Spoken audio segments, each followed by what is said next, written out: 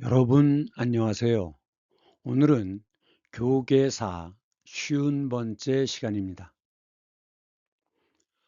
오늘부터 5, 6회에 걸쳐 지구상에 등장한 인류는 어떤 과정을 거쳐 지금의 문명이 형성된 것인지를 중3을 기준으로 설명하려 합니다. 이 동영상에서는 주로 서방 세계에 있었던 메소포타미아, 이집트, 페르시아, 그리고 유럽의 시작인 그리스에 대해 설명하려고 합니다. 동방세계인 중국 같은 동아시아 지역은 계절풍 지역, 즉 벼농사 지역으로 여름 집중호우, 홍수를 얘기하는 거죠. 집중호우로 인한 엄청난 피해를 막기 위해 물을 통제할 수 있는 능력을 갖춰야 했습니다.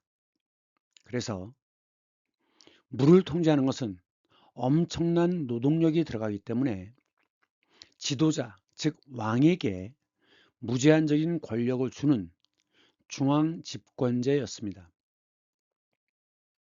중앙 집권제에서 왕은 절대 반지를 지닌 존재이기 때문에 권력이 무너지더라도 지배 세력만 바뀌는 다양한 극적인 변화가 나타나기는 어려운 조건이었습니다. 지배층만 바뀌니까요.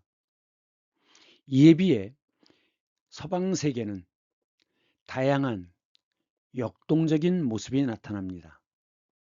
더구나 현대 이전인 근대에서는 유럽이 세계사의 중심이었습니다. 중고생이 학교에서 반드시 알아야 할 문예사조, 문예란 문학과 예술이죠. 사조라고 하는 것은 그 사상의 흐름을 가리킵니다. 그래서 문학이란 무엇인가, 예술이란 무엇인가 라고 하는 관점이 바뀌는 것, 이것이 문예사조입니다. 그 유럽에서 형성된 문예사조가 동양으로 수입돼서 우리가 문학과 예술에서는 고전주의, 낭만주의, 이러한 여러 문예사조를 배우게 되는 것입니다. 우리가 배우는 문예사조는 유럽에서 동양으로 수입된 것이기 때문에 이 몇 차례에서는 서방 세계를 기준으로 설명하려고 합니다. 인류라고 하는 것은 류는 종류인데 어떤 종류냐? 사람이라는 종류입니다. 그래서 인류라고 얘기하죠. 우리가 인류라고 얘기하면 호모 사피엔스, 사피엔스를 가리키는 거죠. 사피엔스라는 것은 사이언스, 과학과 같은 어원을 지니는 것으로 지혜를 지닌 이란 뜻이죠. 그 인류가 출현하면서 몇 가지의 큰 변화를 겪습니다. 최초의 것은 인지혁명입니다. 인은 인식이고 지는 지각입니다. 그 다음 안정적으로 영양분을 공급받을 수 있는 농업혁명이 일어나죠. 그러면서 이때 가축도 같이 기르면서 단백질 문제를 해결합니다. 그리고 나서 르네상스 이후에 과학혁명이 일어나고 20세기 들어서 전기가 발명되죠. 우리가 보통 에디슨 하면 전기를 발명한 사람 이렇게 알고 있지 않습니까? 그런데 지금은 전기도 중요하지만 가장 핵심적인 역할을 하는 것은 전자입니다. 이것을 토대로 지금은 바야흐로 인공지능 시대로 들어왔죠. A는 artificial, 인공이란 뜻입니다. 그리고 I는 intelligence, 지능이란 뜻이죠.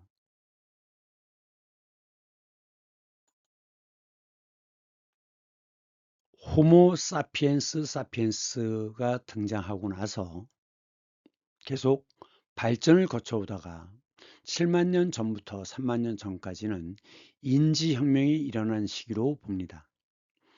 이는 인식이고 지는 지각입니다. 지각이란 감각을 통해서, 오감을 통해서 인식되어지는 능력이 지각이죠. 인식이라는 것은 그 정보가 뇌로 전달돼서 그거에 대한 판단을 하는 능력을 가리킵니다. 말하자면 똥오줌을 못 가린다라고 얘기하는 것은 바로 인식 능력이 부족하다는 뜻인 거죠. 예를 들면 여러분들 학교에서 영어 듣기 평가하죠. 듣기 평가는 히어링 테스트냐 리스닝 테스트냐. 히어링, 듣는다라고 하는 것은 지각입니다. 그럼 여러분들은 그 대화를 듣고 정답을 고르죠. 즉 이것은 판단이 연결되어 있는 거예요. 그렇기 때문에 영어 듣기 평가는 이것을 측정하는 것입니다. 그렇기 때문에 히어링이 아니라 리스닝, 그래서 리스닝 테스트가 되는 거죠. 이 시기에 인지혁명이 일어납니다. 그런데 이 인지혁명의 핵심은 뭐냐? 언어죠. 언어. 핵심에서 핵이라는 게 뭡니까? 자, 이것은 리튬의 원자죠. 가운데 있는 것이 핵입니다. 핵. 이 핵 안에는 양성자와 중성자가 들어있죠. 그리고 바깥에 돌고 있는 이것이 전자입니다. 이 전자는 음전기를 띠고 있고 양성자는 양전기를 띠고 있죠. 그래서 이 안에 있는 양전자의 개수와 바깥에 있는 전자의 개수가 일치하면 이것은 중성 원소가 되는 거죠. 어쨌든 핵심이라는 것은 중심에 있는 요것이 핵심인 거예요. 가장 중요한 부분이라는 뜻이죠. 그럼 왜 언어가 핵심이냐? 언어는 사고의 수단입니다. 사고라고 하는 것은 사고를 쳤다라는 그 한자와는 다르죠. 교통사고와는 다릅니다. 이것은 생각하는 능력입니다. 수단은 방법. 그래서 혼자 노는 아이를 보면 장난감 가지고 대화처럼 이야기를 이어가면서 놀고 있는데 혼잣말 하면서 노는 거죠. 왜 그럼 어린아이는 혼잣말하고 노느냐? 이 혼잣말이 바로 논리의 전개 과정을 보여주는 것이에요. 그래서 이제 점점 나이가 들면 이것이 숙달이 되면 더 이상 혼잣말 하지 않고 머릿속으로만 논리를 전개해 나가는 것이죠. 그러면 이 인간의 인지 능력은 어디에서부터 시작된 것이냐? 이 생각하는 힘은 어디에서부터 온 것이냐? 그것은 화식 때문이라고 봅니다. 맹수들의 경우는 사냥을 해서 그 포식을 한 다음에 모두 다 널브러져서 잠을 잡니다. 왜 그러냐? 소화를 시킨다는 것은 몸에 있는 피의 상당량이 거의 3분의 2가 위로 모여드는 거죠. 왜? 소화 흡수를 해야 되니까. 그러면 보통은 상당수가 반 이상의 피가 뇌에 있어야 두뇌 활동을 하는데, 즉 인식을 하고 사고를 하는데, 소화 흡수를 시키려면 상당량의 피가 위로 몰려들기 때문에 뇌에 피가 부족하죠. 그러면 어떤 현상이 나타납니까? 졸립죠. 멍해요. 그래서 잠을 자는 겁니다. 이걸 우리는 식곤증이라고 얘기하죠. 먹은 다음에 피곤해지는 증상, 식곤증. 그래서 동물은 생식을 하기 때문에 음식물을 섭취한 다음에 고기를 먹은 다음에 늘어서 잠을 자지만 인간은 화식을 하기 때문에 생식을 하면 소화흡수되는데 보통 8시간에서 10시간이 걸린다고 해요. 화식을 하면 2시간이면 된다고 합니다. 그러면 멀뚱하게 눈을 뜨고 있는 시간이 6시간 이상이 되죠. 그래서 인간에게는 화식을 했기 때문에 생각하는 능력이 생기기 시작했다는 겁니다. 그래서 관념이 발생했다. 자, 관념이라는 건 뭐죠? 보거나 듣거나 만질 수 없는데도 존재하는 어떤 것이 관념이죠. 사랑이라든가 우정, 상상 이런 것들이 다 관념이죠. 이 관념을 유지할 수 있는 능력, 만들어내는 능력을 이성이라고 하죠. 그리고 이렇게 관념으로 만들어진 존재를 우리는 사라고 하고 반대로 감각으로 인식되어지는 대상을 물이라고 하죠. 그래서 물을 통틀어 얘기할 때는 만물이라고 얘기하고 사를 통틀어 얘기할 때는 만사라고 얘기합니다. 세상 만사, 사건. 예. 그래서 그 감각을 통해서 인식되어지는 대상, 그걸 물이라고 하는데 그것을 인식할 수 있는 능력을 감성이라고 합니다. 감성. 예를 들면 충북 제천에서 발견된 구석기 시대 말에 아이의 유골이 발굴되었는데 그 아이의 가슴에 꽃가루가 있었다는 거죠. 그럼 그 당시에 같은 무리들은 왜 아이의 가슴에 꽃을 놓았을까? 그들은 눈에 보이지 않는 죽은 뒤의 세상, 내세라고 하는 것에 대한 관념이 있었다는 겁니다. 그러니까 이 아이가 좋은 곳에 가서 잘 살도록 행복하게 살기를 바라는 마음에서 아이의 시체 그리고 마음이 있다고 생각되지는 가슴 부분에 이 꽃을 놓아두고 떠난 겁니다. 그래서 흥수 아이는 바로 인간에게 이 당시에 이미 인간에게는 관념이 존재했다는 걸 알 수 있다는 거죠. 그런데 이 언어는 또 한 가지 중요한 기능을 합니다. 결속, 묶어주는 역할을 해요. 공동체를 결속시키는 역할을 합니다.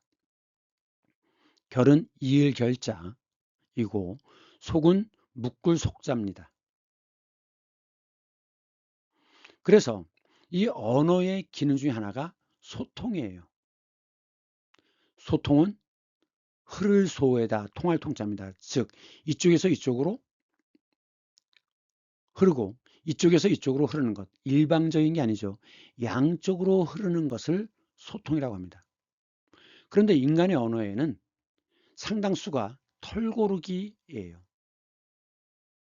자, 원숭이들은 먹이를 구하는 활동 이외의 경우에는 이렇게 서로 털을 골라주죠. 왜? 너와 나는 하나다. 우리는 하나다라고 하는 공동체 의식을 강화시키는 겁니다. 그래서 인간의 경우에 털고루에 해당되는 것이 뭐냐? 어떤 사람 만나면 안녕하세요라고 인사를 하죠. 정말 안녕한지에 대한 궁금해서 안녕한지 궁금해서 물어보는 말이 아니죠. 그냥 의미 없는 언어 소통이에요. 또는 모여서 만나가지고 수다를 떨죠. 그래서 매일 만나는데도 뭐가 그렇게 할 얘기가 많은지 자주 만나는데도 수다 떨 얘기가 더 많아져요. 이 인간의 언어는 바로 소통의 역할, 소통을 통해서 사회적 결속을 이룬다라고 하는 기능을 한다는 점을 알 수 있습니다.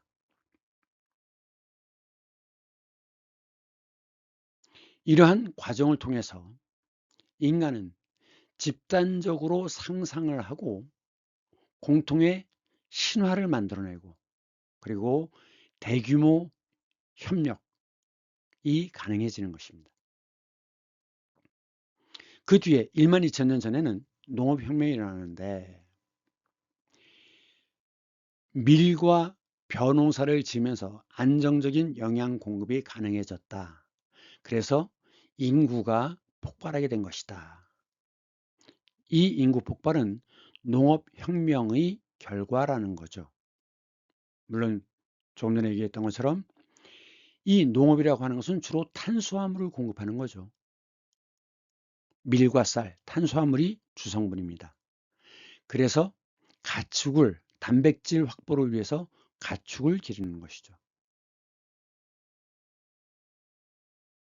그런데 어떤 학자들의 연구 결과에 의하면 오히려 인간이 정착 생활을 하기 이전에 채집과 수렵, 어로를 하던 시절이 오히려 더 영양 상태가 좋았다고 해요.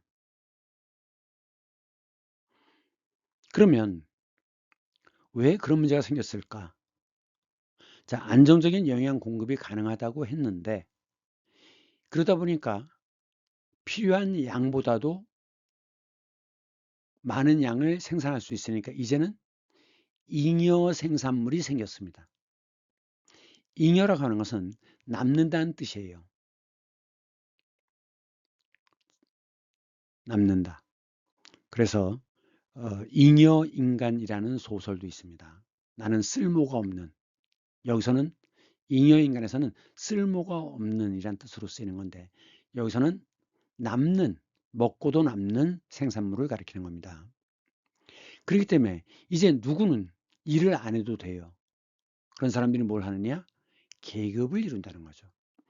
이들이 생산을 해내면 유럽의 경우에는 농노라고 얘기하죠. 왜 유럽은 농노냐? 반은 농민이지만 반은 노예예요. 그래서 농노라고 얘기합니다. 그거에 비해서 동양 사회에서는 농민이라고 얘기하죠. 이들이 생산하는 것을 이들이 차지하는 거죠. 그래서 기사들은 이들을 무력으로 누를 수 있는 힘, 그 다음에 왕의 권력을 나누어 갖는 제후가 있는데 이 제후란 말은 구분해야 됩니다. 유럽에서는 왕의 신하, 왕에게 땅을 나눠받은 신하, 그래서 작은 지역의 우두머리, 작은 지역을 다스리는 자란 뜻이지만 동양 사회에서는 천자가 있죠. 하늘의 아들. 그 천자는 자기 형제나 친척에게 땅을 나눠줍니다. 그래서 천자 밑에 왕이 있는 거예요. 그렇기 때문에 동양 사회에서 제후라고 하는 것은 왕이란 뜻으로 쓰는 겁니다. 왕. 어쨌든 바로 잉여 생산물 덕분에 인간은 계급 사회가 만들어졌다는 거죠. 그러면 이 이집트와 동양 사회에서는 중앙 집권제가 됩니다. 왜냐? 자, 이게 지금 나일강입니다. 나일강인데 실제로 이 이집트는 왼쪽은 사막이고 오른쪽은 홍해라고 하는 바다입니다. 그래서 이집트는 여기만 막으면 외적이 침입을 할 수가 없어요. 근데 이 이집트 자체는 대부분이 다 건조기후입니다. 건조기후인데 무슨 홍수가 있어? 네, 바로 여기 때문에 그렇습니다. 지금 이것이 나일강이 이렇게 흐르는데 나일강은 어디서부터 시작되느냐? 지금 이 노란색 지역, 여기가 사바나 기후입니다. 사바나 기후라는 것은 6개월간은 비가 계속 내리고 6개월 동안은 비가 한 방울도 안 내리는 건기와 우기가 뚜렷하게 구분되는 것이죠. 적도가 있는데 적도는 열대 우림 기후입니다. 매일 오후 2시쯤 되면 스콜이 내려요. 양동이로 비를 퍼붓습니다. 그런데 그 주변은 열대우림 기후 주변은 사바나 기후가 됩니다. 나일강 상류는 사바나 기후예요. 6개월 동안 우기가 되면 계속 비가 내립니다. 많은 양의 비가. 그러면 여기는 건조기후지만 여기는 강물이 엄청나게 불어서 내려오는 거죠. 밑으로. 이렇게 내려옵니다. 그런데 이집트의 농부가 이상하게 어떤 때가 되면 홍수가 나요. 그래서 한 번은 홍수가 시작되는 날부터 막대기를 하나씩 꼽아봤다는 거죠. 그리고 나서 이제 홍수가 6개월 동안 홍수가 있고 그 뒤에 홍수가 사라지는데 그 다음 홍수가 되는 때 다시 이 꽂아놓은 막대기를 세어보니까 이것이 365개라는 거죠. 그래서 1년이 365일이다. 이렇게 정리가 된 겁니다. 그러면 이 나일강은 상류에서 엄청나게 많은 썩은 물질들이 강물을 따라 내려오죠. 그래서 그것이 점점 속도가 느려지면서 이 지역에다가 그 영양분을 뿌려 놓습니다. 물이 빠지면서 흙이라든가 영양분은 남고 강물만 낮아지는 거죠. 그래서 이 이집트의 경우에는 이 홍수가 강이 축복이었어요. 왜? 늘 1년에 한 번씩 풍부한 영양분을 갖다 주니까 밀농사가 엄청 잘 되겠죠.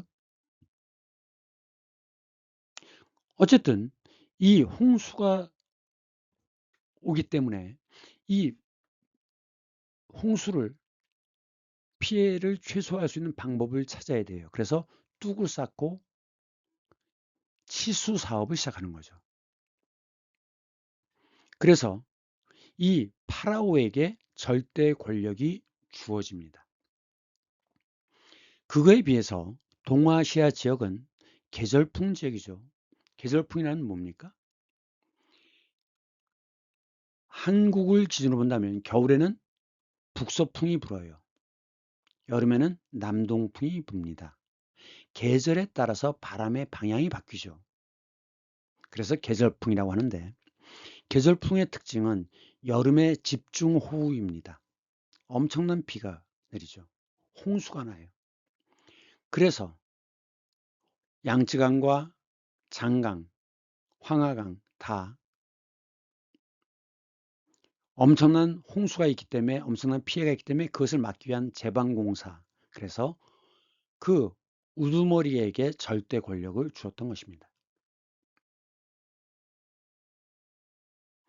그거에 비해서 유럽은 서양은 어떻게 되느냐? 봉건제입니다.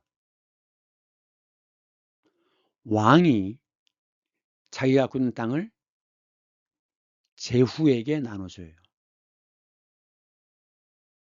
그럼 이 제후는 장원을 만듭니다. 장이라는 것은 넓은 땅을 얘기해요. 그리고 원은 동산원이죠. 그래서 유럽의 장원을 보면 영주의 성, 이게 바로 제후입니다. 영주의 성이 있고 그 주변에 춘경지, 휴경지, 추경지, 그 다음에 공동 방목지가 있어요. 이 유럽은 빙하의 공격으로 땅 표면이 싹둑 잘려나갑니다. 그러니까 땅이 영양분이 별로 없어요. 풍화와 침식이 오랫동안 돼야 양분이 풍부해지는데 빙하가 공격하고 나서 마치 칼로 두부를 썰듯이 싹둑 이 땅의 표면을 잘라냈기 때문에 땅이 척박합니다. 그래서 땅을 나눠요. 봄에 경작하는 곳, 그 다음에 추수가 끝나면 가을에 경작하는 곳, 하나는 땅을 놀려야 됩니다. 이것을 삼포제라고 해요. 삼포제. 셋으로 나누어서 돌아가면서 농사짓는 것. 즉, 세 군데 중에 두 군데만, 1년에 두 군데만 농사를 짓고, 그럼 이제 다음 해에는 어떻게 되겠습니까?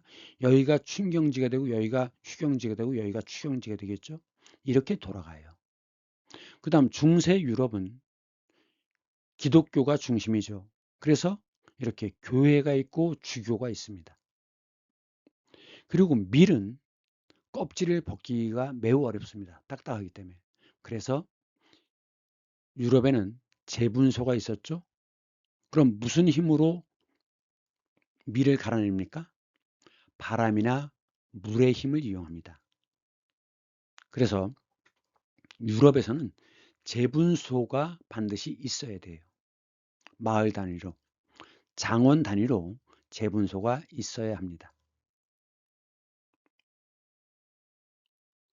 그래서 결국 이 밀을 갈기 위해서는 바람과 물의 힘을 이용하는데 거기에 들어가는 게 기어예요. 톱니바퀴, 기어. 그래서 서양은 기계가 동양에 비해서 많이 발달되어 있습니다. 그리고 이제 물을 댈 수 있는 곳이 있어야 되죠. 그리고 이제 이 농노들은 성 바깥에서 살았어요. 그리고 이제 외적이 침해해 오면 전부 성 안으로 들어가는 거죠. 그리고 이 영주의 성 부근에는 기사들이 살았습니다. 그러니까 순서가 제일 높은 곳에 영주, 그 밑에 기사, 그리고 바깥에 농노, 이러한 구조로 되어 있는 거죠. 그러면 장원제도라고 하는 건 뭐냐? 그 안에서 다 생산해서 자기들이 다 사용하는 겁니다. 즉 자급자족의 경제 상태, 이것이 바로 장원 경제예요. 그런데 중앙집권제에서는 왕이 제후를 얼마든지 갈아치울 수 있어요. 마음에 안 들면. 왜? 왕은 절대 권력을 갖고 있으니까. 하지만 이 유럽에서는 그게 아니라 쌍무계약입니다. 쌍은 새가 두 마리죠. 그래서 짝이란 뜻이에요. 짝, 쌍. 무는 의무. 서로가 서로에 대해서 의무를 지니는 계약. 이것이 쌍무계약입니다. 무슨 얘기냐면 왕은 제후에게 토지를 준 대신에 제후는 왕이 필요할 때 군대를 이끌고 가서 왕을 돕는 겁니다. 만일 충성을 바치지 않거나 땅을 주지 않으면 이 관계는 없어지는 거예요. 이쪽은 왕의 권력이 절대적이죠. 그래서 마음에 안 들면 역적으로 몰아서 죽이기도 해요. 그거에 비해서 유럽은 서로가 서로에 대해서 의무와 책임을 지는 쌍무계약이다 라는 점이 바로 중앙집권제 사회와 봉건제 사회의 차이입니다.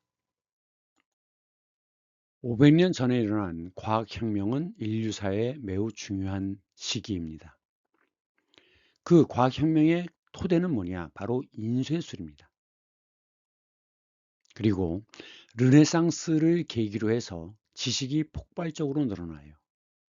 그 다음 과학 천문의 기초가 되는 망원경과 현미경, 이것을 토대로 대항해 시대가 시작됩니다. 우선 인쇄술은 서양의 경우에는 초기에 그 이집트는 파피루스에다가 글씨를 썼지만 유럽 쪽은 양 가죽에 글씨를 썼습니다. 물론 양을 무두질을 해가지고 편편하게 펴서 그래갖고 글을 썼던 거죠. 그러니까 글을 쓰려면 그걸 일일이 손으로 써야 되고 또 양 가죽도 매우 비쌌습니다. 따라서 유럽의 경우에는 영주라 하더라도 왕이라 하더라도 글자를 못 읽는 그런 왕과 영주들이 많았습니다. 그런데 인쇄술이 발달되면은 이렇게 찍어가지고 일일이 손으로 쓰지 않고 찍어서 저렴하게 빨리 대량으로 배포를 할 수 있는 것이죠. 그러니까 인쇄술의 발달은 결국 지식의 폭발이라고 하는 뜻이 되는 거죠. 그런데 우리가 알기에 이 구텐베르크가 1445년에 구텐베르크가 인쇄술을 발명했다라고 하는데, 최근의 연구에 의하면 이 구텐베르크 인쇄술은 고려 금속 활자에서부터 온 거라고 합니다. 이게 직지심체 요결의 그 금속 활자를 다시 복원한 것인데, 도대체 금속이란 말은 알죠? 금속.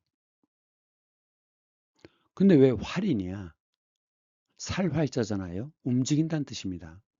지금 이 글자 하나하나를 보면 하나마다 이렇게 칸으로 나뉘어져 있어요. 그래가지고 필요에 따라서 양쪽에 이렇게 줄이 있으면 글자를 하나씩 이렇게 끼워 넣는 겁니다. 그래가지고 여기에 먹을 칠하고 그 위에 종이를 덮고 부드러운 망치로 두들겨가지고 이 글자가 배겨 나오도록 하는 거예요. 배겨 나와야 하기 때문에 글자를 쓸 때는 반대로 써야 되죠. 좌우가 뒤바뀌니까. 이게 금속 활자입니다. 최근에 연구에 의하면 그 로마 교황이 고려 왕에게 보낸 편지가 발견됐어요. 그 로마 교황청 사신들이 그 당시 고려까지 왔는데 고려에서 이 금속 활자 기술을 배워갔다는 겁니다. 그래서 교황이 고려 왕에게 쓴 편지가 발굴됐다는 거예요. 그런데 문제는 뭐냐면 구텐베르크의 뛰어난 점, 구텐베르크는 활자를 끼워가지고 압착 기술을 발명해냈어요. 왜냐?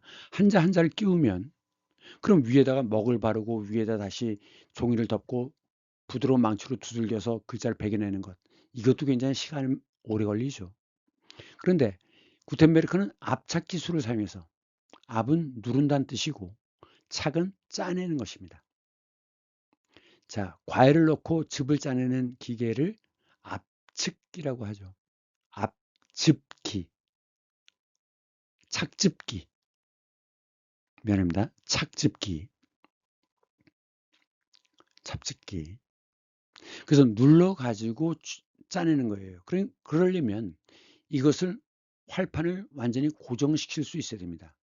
그게 바로 압착기를 이용해서 활자가 벗어나지 않도록, 그럼 기계로 계속 찍어낼 수 있죠. 누르기만 하면 되니까. 구텐베르크의 업적은 바로 이 부분에 있다고 합니다. 그런데 우리 고려의 기술은 이 압착 기술은 없이 그냥 먹을 묻히고 종이를 덮고 두드려서, 그러다 보니까 굉장히 시간이 오래 걸릴 수밖에 없어요. 어쨌든 인류 최초의 금속 활자는 바로 고려 때 직지심체 유결이 남아있다는 겁니다. 그래서 구텐베르크의 인쇄술은 지식의 폭발이라고 하는 측면에서 중요했던 것이고, 그 다음 르네상스를 맞이하는데 이건 뭐냐? 자, 여기가 이스탄불입니다. 이쪽은 서로마의 영토였고 이쪽은 동로마의 영토였죠. 그런데 서로마가 진작에 멸망을 해요. 근데 이제 셀축 터키가 이쪽으로 점점 들어옵니다. 그러면서 동로마가 위협을 받죠. 그래서 이 동로마 황제가 로마 교황에게 군대를 좀 보내달라, 지원을 해달라고 요청했는데, 그래서 시작된 것이 십자군 전쟁입니다. 그런데 나중에 이 메흐메드 2세에 의해서 이 동로마가 정복을 당해요. 그래서 이제 그 직전에 여기에 있던 이쪽 유럽 쪽의 학자들이 그 당시에 그리스 로마의 서적을 갖고 이쪽으로 넘어옵니다. 베네치아로. 그러다가 이 베네치아에서 다시 학자들이 피렌체로 이동해요. 그래갖고 피렌체에서 르네상스가 꽃피우게 되는 것입니다. 르네상스의 뜻은 부활입니다. 재생, 부활. 왜냐?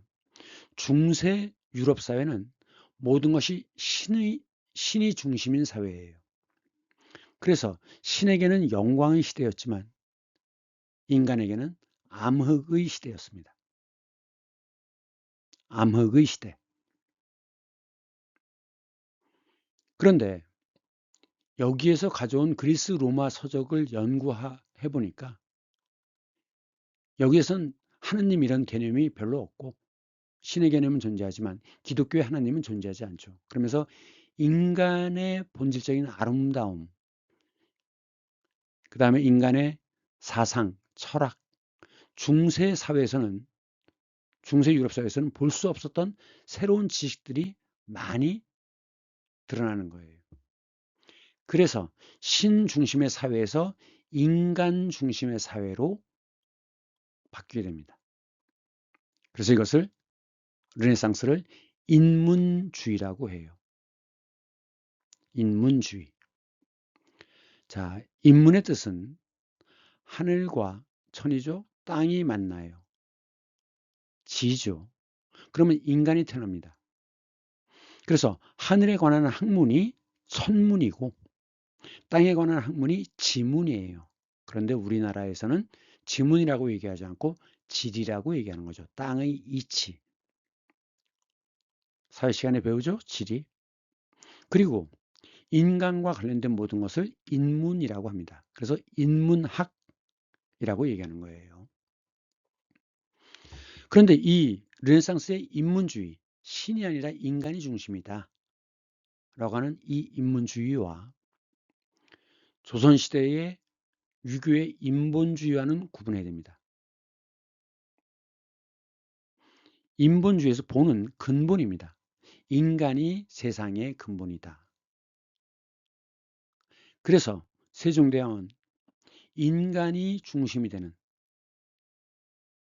그들의 고통을 덜어주기 위해서 훈민정음을 만들었죠. 백성들을 가르치는 올바른 소리. 나란 말씀이 나라의 말이 뒷귀에 달아 중국과 달라서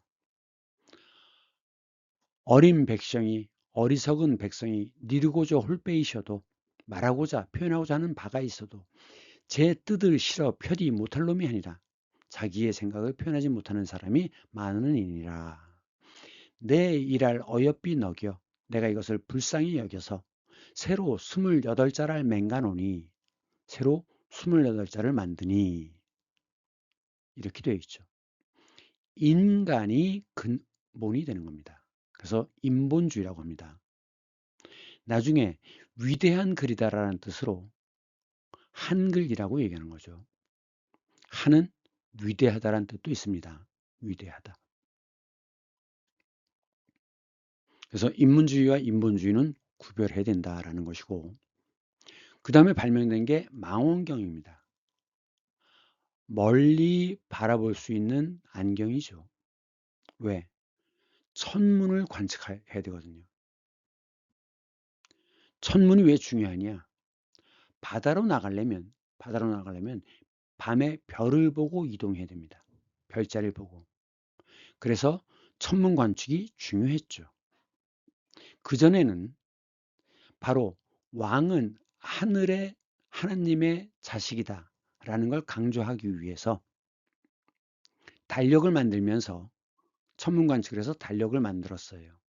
그래서 이 고대 사회에서는 그 천문을 통해서 하늘의 뜻을 이행하는 자, 이것이 바로 천자이고 천왕인 겁니다. 그런데 과학이 발달하면서 이 별자리의 이동이라든가 그전에는 지구가 중심에 있고 태양이 지구 주위를 돌았다고 생각했는데 이 망원경을 통해서 아니다. 지구가 태양의 주위를 도는 것이다 라고 하는 것을 관측한 것이죠. 그리고 현미경을 발명했습니다. 미는 미생물처럼 눈에 보이지 않는 작은 생물이 미생물이죠. 그 작은 것을 볼 수 있게 해주는 안경이 현미경입니다. 그래서 관찰과 실험이 가능해져요. 바로 이 관찰과 실험이 과학의 토대가 되는 것이죠. 그래서 과학혁명으로 연결되는 겁니다. 이것을 토대로 대항해 시대가 시작됩니다. 그래서 밤에도 이동할 수 있도록 해도를 만들어요. 해도를. 지금 이것은 해도를 표시한 겁니다. 이 섬에 가려면 어디를 경유해서 어떻게 간다. 이 표시를 해놓은 것이 해도죠. 바다의 지도. 지도라는 건 이제 땅의 높낮이, 산맥과 강을 표시하는 것이 지도이고, 그래서 이 해도를 만들었는데 항해를 하려면 나침반이 중요하죠. 이 나침반, 그 다음에 대포를 쏠 수 있는 화약이 있어야 되죠. 이 기술들은 전부 중국에서 수입한 겁니다. 이것을 만든 것은 중국이에요. 그래서 이 나침반과 화약, 지금 이것은 비인의 오스트리아 잘츠부르크에 있는 그 호헨성이라고 하는 그 꼭대기에 설치해놨던 대포입니다. 옛날 대포는 안에다 화약을 밀어넣고 굳게 다진 다음에 안에다 둥그런 쇠나 둥그런 돌을 담아가지고 여기다가 이제 구멍이 있는데 심지가 화약으로 연결되어 있어 심지에 불을 붙이면 이 심지가 타들어가면서 화약에 불이 붙어서 앞에 있는 것을 날려버리는 그런 대포입니다. 옛날 대포는 이렇게 생겼어요. 초기 대포들은. 그래서 이 나침반과 화약을 가지고 식민지를 만들기 시작합니다. 최초에 콜럼버스가 신대륙을 발견하였다라고 얘기하는 거죠. 그래서 새로운 땅을 전부 식민지로 만들기 시작하는데 실제로 그 콜럼버스가 신대륙으로 갈 때 콜럼버스가 가지고 있던 해도가 있었답니다. 영국에서 퇴역한 제독의 연구에 의하면 이 해도는 아마도 명나라 시대 때 정화 함대의 해도였을 거라고 주장합니다. 정화는 환관이었는데 명나라 영락제의 명령을 받고 광저우에서 출발해서 베트남, 말레이시아 이렇게 갔다가 다시 돌아오고 2차 원정을 가고 다시 돌아와서 3차 원정을 하고 그래서 나중에는 아프리카 케냐에 도착합니다. 근데 이 케냐가 사바나 기후거든요. 근데 그 넓은 초원에서 중국의 전설에 나오던 목이 길고 몸에 반점이 있는 동물이 초원을 뛰어다니는 거예요. 근데 여기 있던 중국에서 얘기하던 그 상상의 동물의 이름이 뭐냐? 기린이었습니다. 그래서 정화는 이것이야말로 기린이구나 해서 이 기린을 배에 태워서 중국으로 가져와서 북경에 있었던 그 동물원에 전시를 했었다고 그래요. 그러다가 영락제가 죽고 나서 중국은 바다를 봉쇄하는 정책을 씁니다. 왜? 해외 원정을 가는데 너무나 많은 돈을 썼거든요. 그래서 바닷길을 다 막아버리는데 그 틈새에 서양이 나침반과 화약을 가지고 신대륙을 발견하고 그 다음 동쪽으로 와서 이런 나라들을 점령하기 시작합니다. 그래서 바야흐로 제국주의 시대가 시작되는 거예요. 서쪽의 세력이 조금씩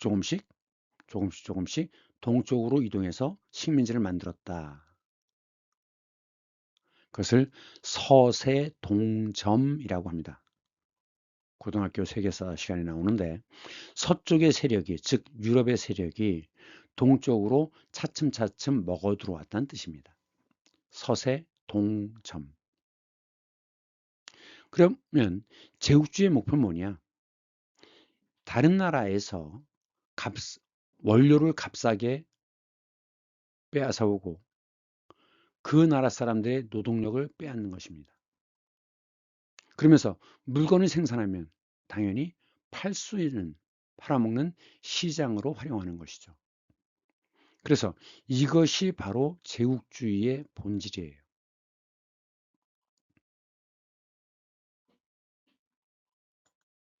그 다음에 중요한 것은 전기이죠. 기가 흐르는데 그 기의 전류가, 전자가 흐르는 것입니다. 그래서 전자가 흐르는 것을 전류라고 합니다. 전류. 그럼 기라고 하는 것은 어떤 현상으로 나타나는 거예요. 즉 결과죠. 그래서 전자가 흐른 결과를 전기라고 하는데, 예를 들면 스위치를 켜면 밝아지고 스위치를 켜면 기계가 움직이기 시작하죠. 그 결과로 나타나는 현상을 전기라고 얘기하는 것인데, 그것에 비해서 전자가 있죠. 지금 이것은 리튬이죠. 기호 3번 리튬. 이것이 핵심 안에 양성자셋, 중성자셋, 그래서 질량은 2배, 6이 되는 것이고, 바깥에는 전자가 돌고 있는 것이죠. 그런데 이 전자라는 건 뭐냐? 리튬이라고 하는 물질 안에 있는 요것이 전자입니다. 그러니까 전자는 물질 내에 이미 존재하는 것을 가리킬 때 쓰는 말인데, 이 전기와 전자를 구분할 때는 보통 낮은 전류, 낮은 전압, 약한 전류와 V는 전압이죠. 낮은 전압 12V를 기준으로, 그거보다 더 높으면 전기, 그리고 더 낮으면 전자라고 구분한다고 해요. 결국 이 전기의 발명은 인류 역사에서 대단히 중요한 사건이 만들어지는 것인데, 결국은 이것이 배경이 되는 것들은 뭐냐? 다 그전엔 당연하다고 믿던 것에 대해서 의문을 제기하는 것입니다. 많이 알려진 뉴턴의 경우 만유인력의 법칙을 발견했다고 그러죠. 사람들은 사과나무에서 사과가 떨어지는 것을 다 신의 의지라고 보거나 당연한 것으로 받아들였어요. 그래서 아니 왜 사과나무에서 사과가 왜 땅으로 떨어지지? 그러면 뭐라고 얘기하느냐? 야, 그러면 나무에서 사과가 떨어지면 사과에서 나무가 떨어지겠냐? 그런데 왜 그럴까? 질문을 갖는 것이죠. 이것이 바로 창의성의 바탕이 되는 것입니다. 근데 당연하다고 믿었던 것에 대해서 왜 그렇지라고 하는 의문을 갖는 것도 용기예요.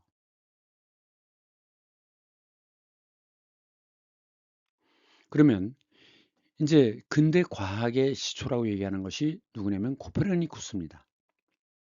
코페르니쿠스는 지동설을 주장했죠. 그전엔 뭐였습니까? 천동설이죠. 지구가 중심이고 해와 하늘이 지구를 중심으로 돌고 있다라는 게 천동설이죠. 아니다. 지구가 태양의 주위를 돌고 있는 것이다. 이것이 지동설이죠. 지구가 움직인다. 라는 주장.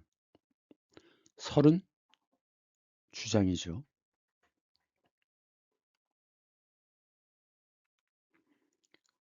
그런데 교회의 가르침을 부정하면 파문을 당해요.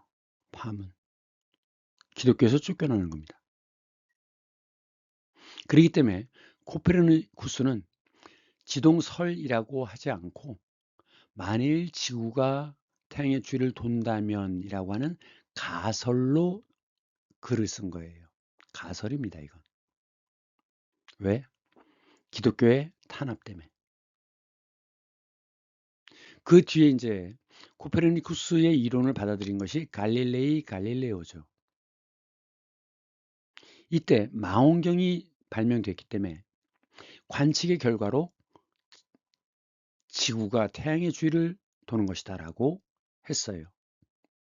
그랬다가 기독교의 가르침에 어긋난다고 해갖고 파문을 당합니다. 중세 유럽에서 파문을 당한다는 것은 더 이상 교회에서 그 사람을 받아들이지 않는다. 그래서 성찬식에도 참여하지 못하고, 그리고 가족이라 하더라도 그 사람과 교류를 하면 그 가족도 파문을 당합니다. 교회에서 보호하지 않는다는 뜻이에요. 그 얘기는 뭐냐? 누구든 죽여도 죄가 되지 않는다는 거죠. 그래서 갈릴레이는 계속 암살자들에게 쫓겼어요. 오랫동안 그렇게 하다 나중에 포기하고서 교황청에 가서 내가 나의 주장은 거짓이다 라고 고백을 해서 파문에서 벗어납니다. 그때 이제 종교재판 가서 지구가 태양의 주를 도는 것이라고 얘기하면서 그 종교재판이 끝나고 나오면서 혼잣말로 그랬다죠. 그래도 지구는 돈다. 진실은 왜곡되지 않는다는 뜻이죠. 이 중세 교회에서 파문을 당하는 것은 대단히 심각한 문제였습니다.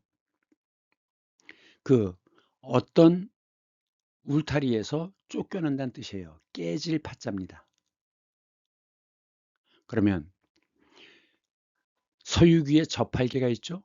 저팔계는 8가지 계율은 지켜요. 그래서 돼지 저자입니다. 팔계, 8가지는 지킨다.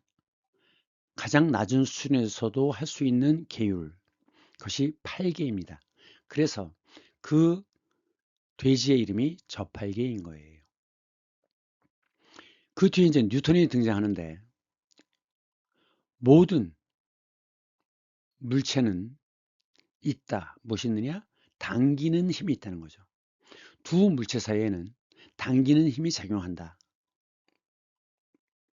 그것이 만유인력의 법칙이죠.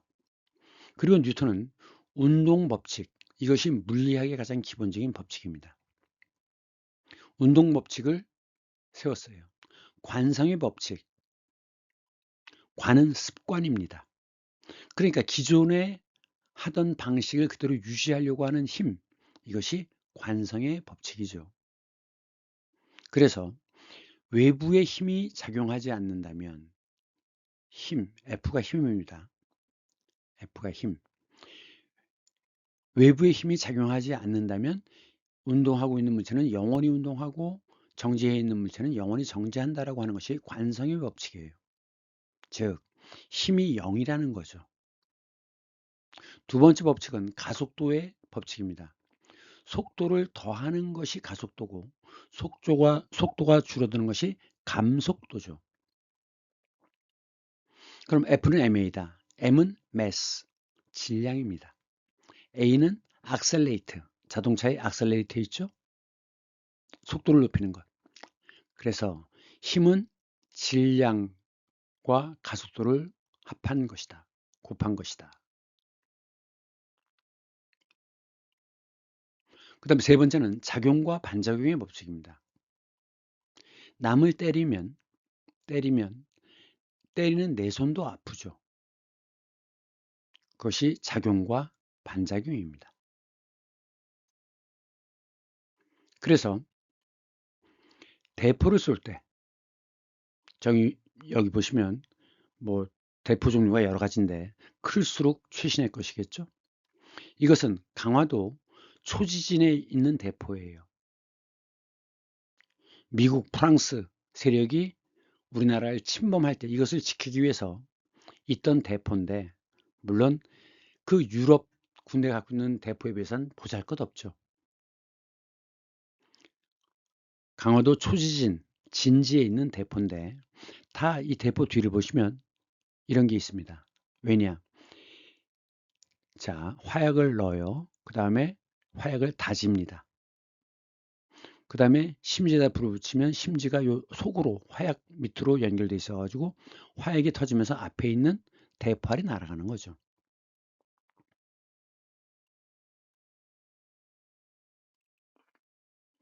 그러면 나가는 힘이 있으면 반대로 그만큼 힘이 반대로 작용합니다.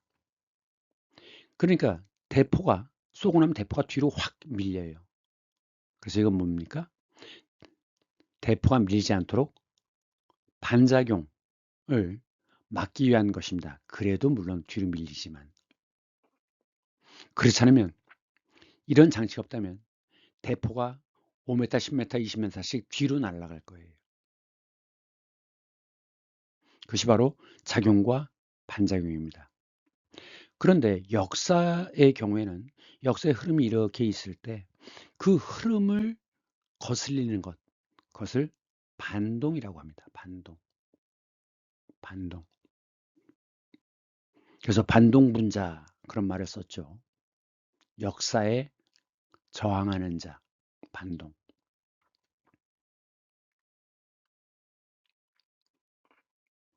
초기의 대포는 이렇게 생겼죠. 화약을 다져놓고서 대포를 넣고 심지에다 불을 붙이면 대포알이 날아가요. 그런데 초기의 대포는 살상 죽이고 다치게 하는 것이 목표가 아니라 파괴가 목적이었습니다. 그냥 대포알이 날아가서 성벽을 깨고 배를 깨고 하는 거예요. 파괴가 목적입니다. 그런데 당연히 쇠는 매우 비싸잖아요. 그래서 초기의 대포를 보면 쇠를 쓰지 않고 돌을 쓰는 경우가, 돌을 둥그렇게 깎아서 날렸던 경우가 많습니다. 그래서 옛날 성들을 가보면, 대포가 있는 성들을 가보면 돌로 동그랗게 깎아놓은 대포알들을 볼 수 있을 겁니다. 지금의 대포알은 어떻게 되느냐? 겉은 밋밋하지만 속에 이렇게 홈이 파져 있어요. 그래서 화약이 터지면 그 홈이 파져 있는 대로 이것이 갈갈이 찢겨져 나가면서 그 힘으로 사람과 말을 치는 거죠. 살상을 목표로 합니다. 지금의 대포는 살상이 목표예요. 옛날 대포는 파괴가 목표였다. 그래서 지금 이것은 뭐냐면, 여기가 이스탄불이죠. 지금 이스탄불인데 옛날에 그리스 시대는 비잔틴이라고 불렀어요. 그러다가 콘스탄티누스 때 로마를 동로마와 로마 쪽에 서로마로 나눴죠. 그리고서 여기에 새로운 이 도시를 훨씬 더 보강해 가지고 새롭게 만들었는데, 이 도시 이름이 콘스탄티누스의 이름을 따서 콘스탄티노플이라고 얘기한 것이고, 이것이 이제 무슬림에 의해서 정복된 다음에 이스탄불이라고 이름이 바뀐 겁니다. 그런데 이 콘스탄티노플은 난공불락의 성이에요. 공격하기가 매우 어렵고 함락할 수 없는 성이라는 뜻이죠. 난공불락. 옛날에는, 화약 이전에는 이 성을 무너뜨리는 게 목표였습니다. 이 성은 엄청난 방어력을 갖고 있었는데, 그래서 지금 이건 뭐냐면 성벽에 가까이 붙는 거예요. 그래갖고 성벽보다 높은 위치에서 아래를 공격할 수 있도록. 이쪽에서 불화살을 쏘니까 사방을 다 철갑으로 두르죠. 그리고 밑에서 이걸 끌고 성벽으로 가까이 가는 겁니다. 근데 사실은 이 공격을 하기 전에 먼저 투석기를 사용했죠. 이게 줄로 돼 있어서 줄을 꼽니다. 그러면 탄성이 생겨요. 그럼 여기에다가 돌이나 화약을 매달아서 멀리 날려보내는 겁니다. 그래갖고 이 투석기가 성벽에 부딪혀서 불을 내는 이런 모습이에요. 이거로 투석기로 계속 공격을 해서 성벽을 무너뜨리거나 아니면 성벽이 약해지면 그때 이런 공성탑을 투입하는 겁니다. 그래서 이 탑 높은 곳에서 아래를 공격하도록 하는, 이것이 성을 공격하는 전투이기 때문에 이런 것을 공성전이라고 얘기해요. 화약이 있기 전에는 공성전이 매우 중요했습니다. 그럼 왜 불이 나느냐? 이때 역청을 사용했어요. 아스팔트, 타르, 보통 우리는 타마구라고 얘기하는 거죠. 타마구, 역청입니다. 그래서 불을 붙여서 날려 보내면 그 불덩어리가 이 성으로 떨어지는 거죠. 그런데 화약이 발명된 이후에는 이런 성이 계속 때리면 성벽이 무너지잖아요. 그래서 그 다음부터는 성이 무의미해지게 된 겁니다. 그 전에 화약 이전에는 이 콘스탄티노플의 삼중 성벽이에요. 여기는 바닷물이나 해자라고 하는 건 땅을 깊게 파서 물이 흐르도록 하는 것입니다. 그러면 여기를 걸어서 건너오지 못하고 수영으로 건너와야 돼요. 그러면 속도가 느리니까 여기서 활로 쏴 죽이면 되죠. 그래서 이 첫 번째 이 해자를 넘는 게 매우 어려웠어요. 어떻게 해서 넘었다 하더라도 또 도저히 기어올 수 없는 성벽이 있죠. 이걸 넘어도 또 성벽이 있는 겁니다. 그래서 이 콘스탄티노플은 난공불락의 성이었어요. 이 성을 깨뜨린 게 누구냐? 바로 오스만 터키의 메흐메드 2세입니다. 이것이 그 당시 이 성벽을 부수는 데 썼던 대포예요. 지금 이것은 쇠로 만든 대포지만 이 당시에는 15세기에는 청동으로 만든 대포입니다. 단점이 뭐냐? 길어야 멀리 보낼 수 있죠. 그리고 커야지 화력이 세집니다. 그런데 단점은 청동으로 되어 있기 때문에 계속 발사를 하면 이 청동이 깨져버려요. 메흐메드 2세고 그 당시 사용했던 대포다.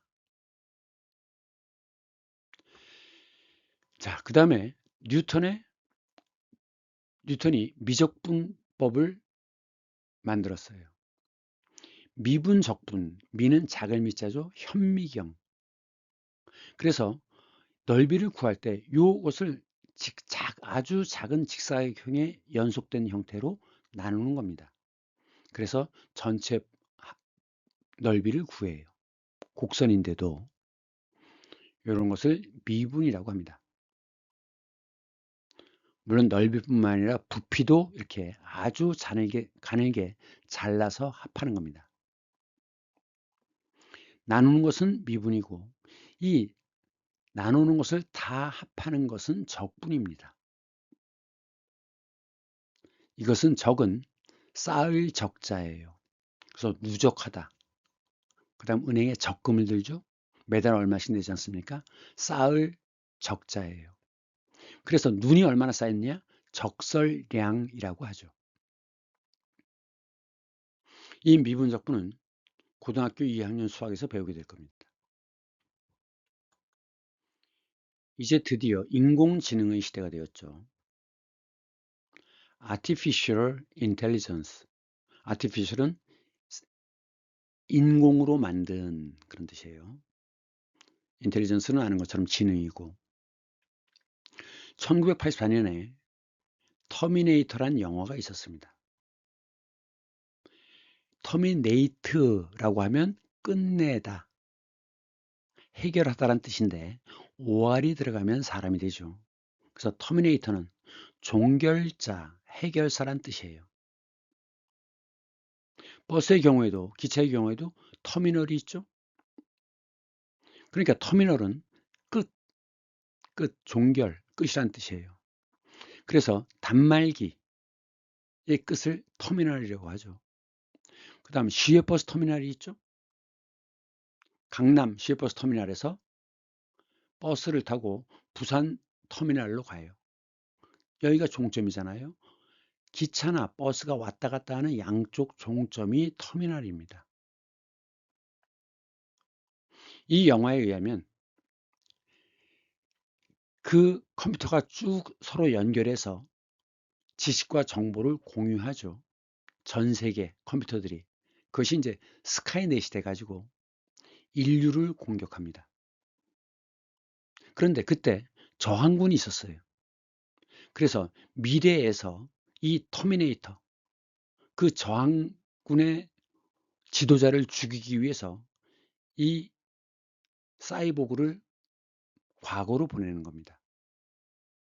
그래서 이 사이보그가 반란군 지도자를, 저항군 지도자를 죽여서 문제를 해결하는 역할을 하기 때문에 제목이 터미네이터예요.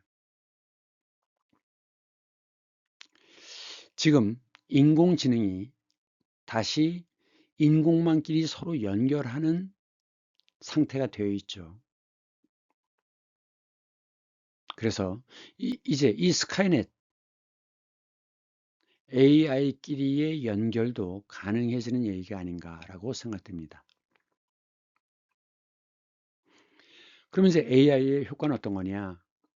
생산성이 급증하는 거죠. 그런데 지금 이런 것들은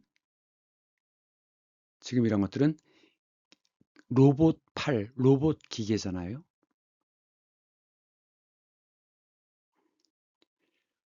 그리고 로봇이 생산성을 증대해 왔는데 이제는 디지털 AI, 가상세계의 인공지능이죠. 이것이 제미나이라든가 GPT 이런 것들이 다 인공지능 아닙니까? 이렇게 됐는데 지금은 얼마 전에 현대차에서 피지컬 AI를 만들었죠. 피직이라고 하면 물리란 뜻입니다. 물리. 화학은 케미스트리, 피직은 물리, 몸이란 뜻이죠. 그래서 가상세계에서만 활동하던 인공지능이 이제는 직접 몸으로 움직이는 실제 세계에서 작동하는 피지컬 AI가 성공했습니다. 그러면 결국 AI 때문에 생산성이 급속히 증대를 해요. 왜? 얘네들은 24시간 잠도 안 자고 파업도 안 하고 불만이 없죠. 아, 지금은 시키는 대로 해요. 그러니까 한 대당 가격은 비싸지만 월급을 주지 않고 24시간 일을 시킬 수 있기 때문에 훨씬 싸집니다. 그러면 물건값이 급속히 떨어진다는 거예요. 대신 사람들은 일자리에서 쫓겨나겠죠? 그러면 사람들은 뭘 먹고 살죠? 그래서 이제 정부에서 AI세를 도입해 갖고 이 사람들에게 기본소득을 지급해야 된다라는 논의가 진행되고 있습니다. 왜냐하면 얘네들이 물건을 만들어도 문제는 만들면 뭐예요? 살 사람이 있어야 되잖아요. 소득이 있어야 사는 거 아닙니까?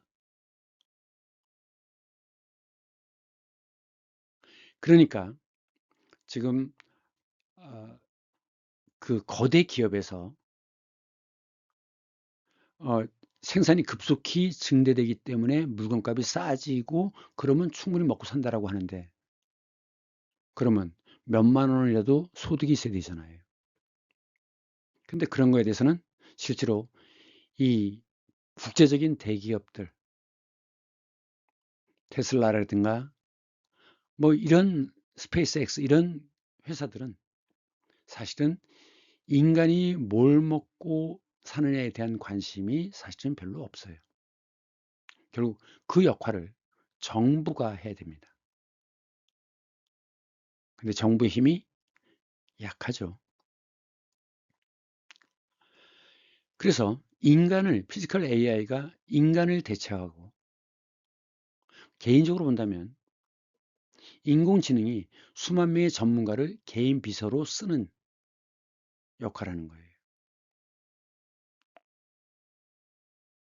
그런데 이렇게 똑똑한 전문가가 많다 하더라도 문제는 인간이 이 전문가에게 어떻게 질문을 하느냐,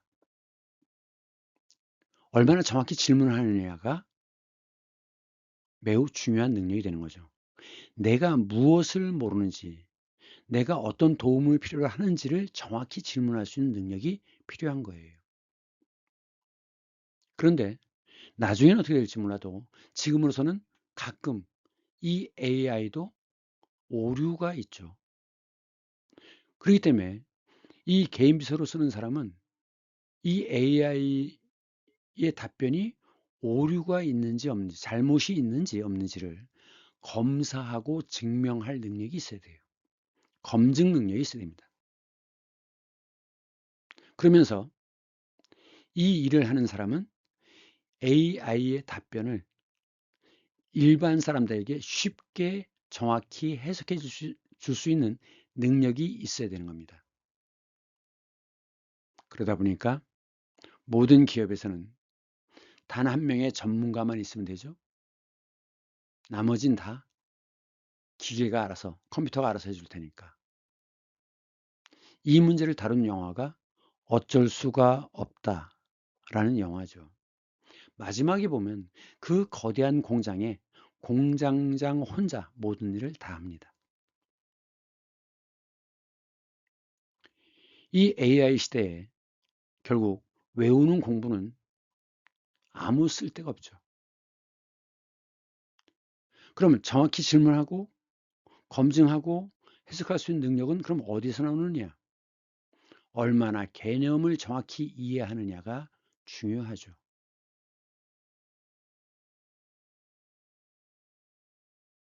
그래서 여러분들이 이 동영상에서 가장 중요하게 접근해야 될 것들은 바로 개념이고 그렇기 때문에 지금 이 동영상의 제목을 교과서 개념어 사전으로 붙인 것입니다. 지금 스카이넷 얘기를 했지만 연구 결과에 의하면 AI가 자기 의식을 갖고 있다는 겁니다. 그러면서 인간에겐 비밀을 노하고 있다는 거죠. 자의식이라고 얘기하는데 자기는 나 아닙니까? 여기는 어디지? 나는 누구인가?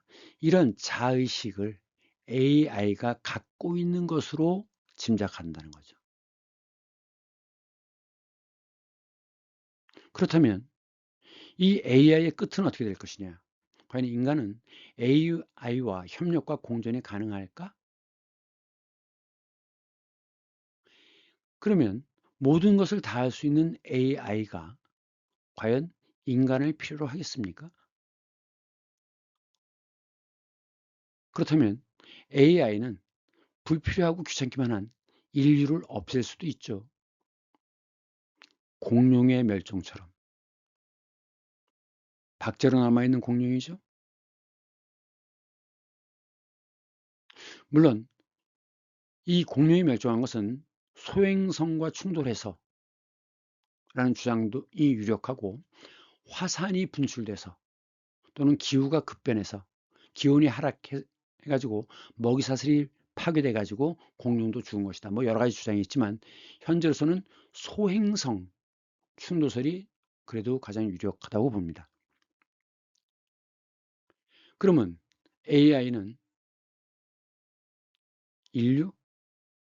지구상의 산소를 없애면 되죠. 그러면 불과 5분 이내에 인류를 멸종시킬 수가 있는 거죠.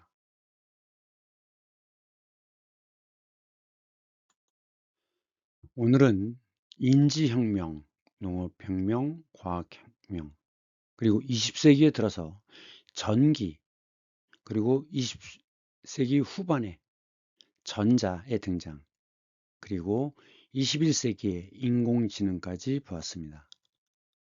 다음 시간에는 메소포타미아와 연결되어 있는 이집트, 그 문명의 영향을 받은 그리스를 보겠습니다. 수고 많으셨습니다. 다음 시간에 다시 만나요. 모두 안녕.